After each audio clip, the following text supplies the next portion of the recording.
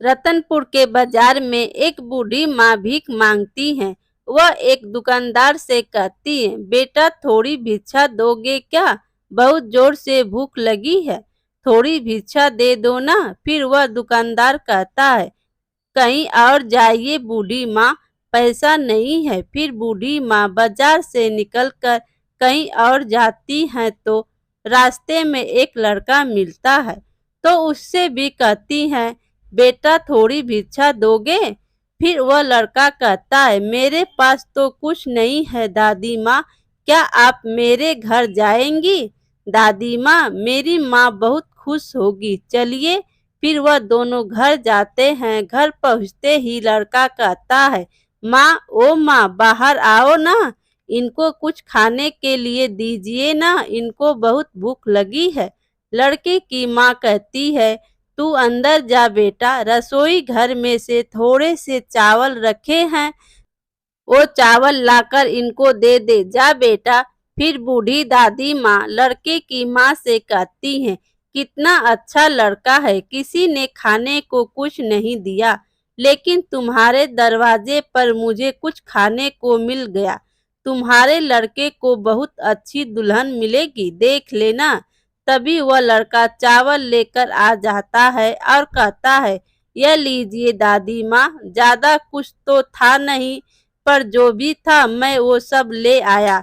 फिर बूढ़ी दादी माँ कहती हैं, ऊपर वाला तुम्हारा भला करे बेटा, खूब खुश रहो, तुम खूब तरक्की करो, तुमने मेरी भूख मिटाई। मैं कब से परेशान हो रही थी, यहाँ वहाँ मांग रही थी, तुम अपने पिता की तरह बहुत दानवीर हो, बहुत अच्छे हो। बेटा खूब तरक्की करो, तूने मेरी मदद की, अब मैं चलती हूँ। ठीक है बेटा। माँ मैं दादी माँ को वापस छोड़कर आता है, चलो चलते हैं, मैं आपको छोड़ देता हूँ। फिर लड़के की माँ घर के अंदर जाकर देखती है तो अब कुछ भी नहीं, खाने को नहीं बचा था। तभी वह लड़का बूढ़ी दादी को छोड़कर वापस आता है और माँ को कहता है, माँ कुछ खाने को दो ना। तो उसकी माँ कहती है, आज तो कुछ भी नहीं है बेटा, जो कुछ था वह तो तूने बूढ़ी माँ को दे दिया, लेकिन तुम बिल्कुल चिंता मत करो, मैं उसी के बगल में थोड़े से चावल रख दिए थे, जाकर खा लो, तुम ठीक है? माँ असल में किसी को भूख लगी हो तो उसे खाली हाथ नहीं भेजना चाहिए। तुम्हारे पिताजी के पास जो कुछ भी होता था ना, वो सब कुछ बांट देते थे, इसलिए उनके मरने के बाद हमारे पास कुछ नहीं बचा। इसलिए आज तेरा और मेरा दुख कोई भी नहीं समझ पा रहा है। आप बिल्कुल चिंता मत करो माँ, मैं बड़ा होकर आपकी सारी दिक्कतें दूर कर दूंगा, ठीक है? आप देख लेना मेरा प्यारा बेटा। एक दिन वह लड़का बाजार से आता है और घर में उसकी माँ सो रही होती है, तो कहता है, माँ ओ माँ, कितनी देर हो गई है, आप अभी तक सो रही हैं? फिर वह सर पर हाथ लगाते हुए कहता है, आपका तो शरीर गर्म लग रहा है। ओ माँ माँ, अब मैं क्या करूँगा? तुम परेशान मत हो बेटा, मैं ठीक हो जाऊंगी। नहीं नहीं, आप ऐसे मत बोलिए, मैं अभी जाकर डॉक्टर को बुला कर लाता हूँ। लेकिन बिना पैसों के डॉक्टर कैसे आएगा बेटा? तो आप ही बता दो, पैसे कहाँ से मिलेंगे मुझे? मेरी बात ध्यान से सुन, गांव के बीच में राशन की जो सबसे बड़ी दुकान है और उसी के पास में एक कपड़े की दुकान है, उन दोनों दुकान वालों को तेरे पिताजी ने 1-1 हजार रुपये उधार दिए थे, तो उनके पास जाओ और उनसे कहो कि हमारा पैसा हमें वापस कर दे। कपड़े की दुकान वाला जो मालिक है ना, वो सरकारी ऑफिसर है, उसने नौकरी में लगने के लिए तेरे पिताजी से पैसे उधार लिए थे, तू जा उनके पास, ठीक है? माँ मैं वही करता हूँ। फिर वह दौड़ता हुआ राशन की बड़ी दुकान के पास जाता है और दुकान के मालिक से कहता है, मेरी माँ की तबीयत बहुत खराब है, इसलिए मैं आपके पास आया हूँ। आपने जो मेरे पापा से उधार लिए थे, क्या आप मुझे वो लौटा सकते हैं? माँ को डॉक्टर के पास ले जाना है। फिर दुकान वाले बोलते हैं, सही कहा बेटा, सही कहा। तुम्हारे पिता सच में वे बहुत दानवीर थे, बहुत ही परोपकारी इंसान थे। लेकिन बेटा, वो तो मैंने कब से ब्याज के साथ लौटा दिए थे, तुम्हारे पिता के पैसे।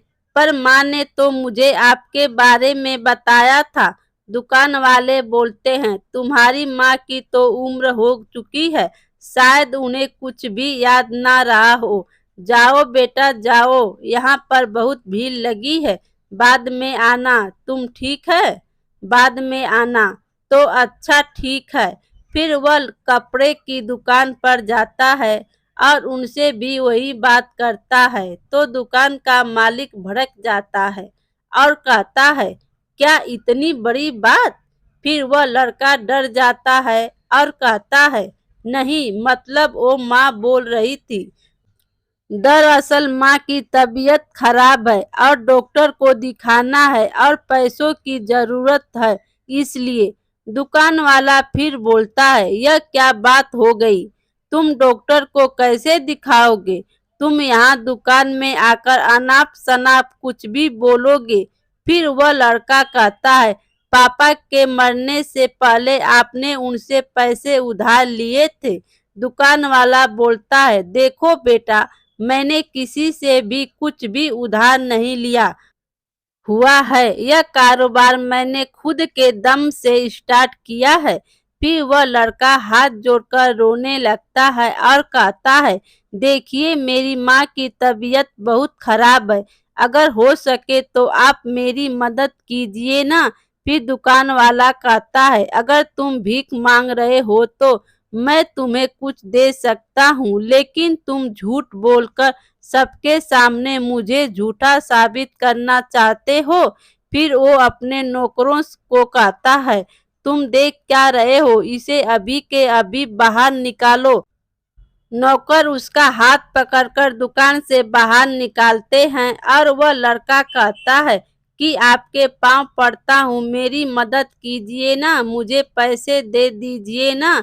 तभी पीछे से वह बूढ़ी दादी उस लड़के को देखती हैं और देखते हुए चली जाती हैं कि वह लड़का बहुत परेशान है। फिर अगले दिन वह लड़का अपनी काका के घर जाता है, उनसे मदद मांगने के लिए। तो काका कहते हैं, हाँ, तुम्हारे पिताजी बहुत ही अच्छे इंसान थे, बहुत ही मदद करते थे, सच में। फिर लड़का कहता है, काका जी, आप मेरी मदद कर सकते हैं क्या? माँ को डॉक्टर के पास ले जाना है। तो काका जी कहते हैं, वह तो मैं समझ रहा हूँ, लेकिन बेटा, मेरे पास तो एक भी रुपए नहीं है। अब तुम ही बताओ, ऐसे में मैं तुम्हारी मदद कैसे करूं? फिर लड़का कहता है, काका जी, डॉक्टर को दिखाने में देरी हो जाएगी। काका कहते हैं, मैं तुम्हें समझ रहा हूँ, लेकिन तुम भी तो मुझे समझो। फिर घर के अंदर से काकी की आवाज आती है, ए जी सुनो, एक बार मेरी बात तो सुनो। फिर वह कहता है, तुम्हारी काकी मुझे बुला रही है, मैं अभी आता हूँ। फिर काकी कहती है, आपने मुझे गहने बनाने के लिए कहा था और आप पैसे इस तरह से बर्बाद कर रहे हैं। अरे नहीं नहीं, तुम पागल हो गई हो क्या? मैं उसे अगले महीने के लिए बोल देता हूँ, चुप करो चुप करो, वो सुन लेगा। यह सब बातें वह लड़का सुन लेता है और वहां से चला जाता है और रास्ते में एक पेड़ के नीचे बैठकर रोने लगता है। उधर वह बूढ़ी दादी अपने घर पर जाती हैं और एक पेटी में से पैसों की भरी पोटली उठाती हैं और उस लड़के के पास चली जाती है और कहती है, बेटा, ओ बेटा, बचा ले, मैं इस पोटली को उठा उठा कर थक गई हूँ, मेरी मदद करो बेटा। फिर वो लड़का उदास मन से कहता है, क्या हुआ दादी माँ? फिर बूढ़ी दादी कहती हैं, क्या बात है बेटा, तुम तो बड़े उदास लग रहे हो, रो क्यों रहे हो तुम? क्या बात है? कुछ नहीं दादी माँ, क्या आपको मेरी मदद चाहिए? हाँ बेटा, तुम इस पोटली को अपने पास रख कर इसकी देखभाल कर सकते हो क्या? जरा ध्यान रखना बेटा, मेरा एक काम है, मैं वो करके आती हूँ। कोई बात नहीं, आप जाइए, मैं इस पोटली का ध्यान रखता हूँ। आप अपना काम आराम से कीजिए, मैं इस पोटली का ध्यान रखूंगा।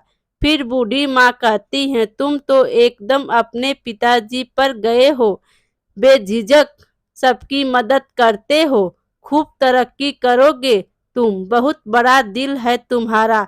फिर वह बूढ़ी दादी वह पोटली देकर चली जाती हैं।